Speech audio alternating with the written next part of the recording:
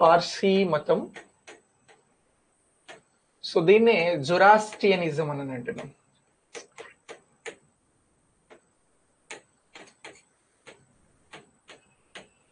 So ఈ పార్సీ మతానికి సంబంధించి జొరాస్ట్రియనిజం కి సంబంధించి ఈ టాపిక్ ద్వారా మాట్లాడదాం.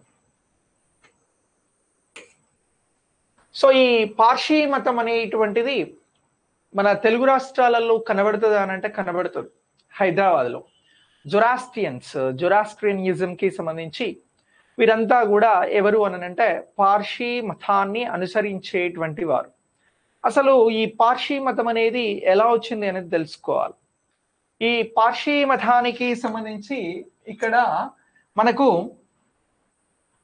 పర్షియా ఇప్పుడున్నటువంటి ఇరాన్ ప్రాంతంలో ముస్లిం మత వ్యాప్తిని చేయాలి అని చెప్పేసి ముస్లిం మతానికి సంబంధించిన వ్యాప్తి కోసం అక్కడ మత అల్లర్లు జరుగుతున్నటువంటి నేపథ్యంలో ఎక్కడ అని అంటున్నాం, ఇరాన్ ప్రాంతంలో. ఎక్కడ ఇప్పుడు ఉన్నటువంటి ఇరాన్ ప్రాంతం ఏదైతే ఉందో దీన్ని మనం పర్షియా అని చెప్పేసి పిలుస్తూ ఉంటాం. ఈ పర్షియాకి సంబంధించినటువంటి ప్రాంతంలో ముస్లిం మత వ్యాప్తి అనేది జరుగుతూ ఉంది. ఏ మత వ్యాప్తి? ముస్లిం మత వ్యాప్తి అనేది జరుగుతూ ఉంది.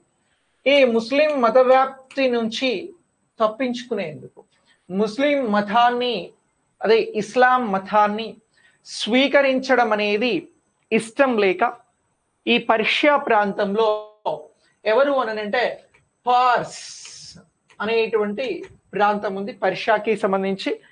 ఈ పార్స్ అనేటువంటి ప్రాంతానికి సంబంధించినటువంటి వారు పర్షియా ఇప్పుడు ఉన్నటువంటి ఇరాన్ ఈ ప్రాంతంలో పార్స్ అనేటువంటి ఈ పర్షియాలో పార్స్ అనే ప్రాంతం ఉండే. ఈ ప్రాంతంలో ముస్లిం మత వ్యాప్తి జరుగుతూ ఉండే.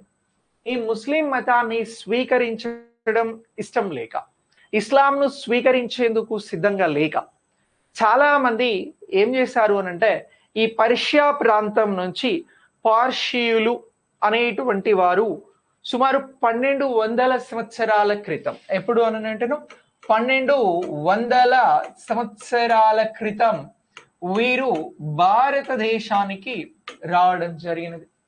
సో ఇలా భారతదేశంలో పార్సీ మతం అనేది వచ్చింది అనేటువంటి అంశాన్ని మనం గుర్తించాల్సి ఉంటుంది.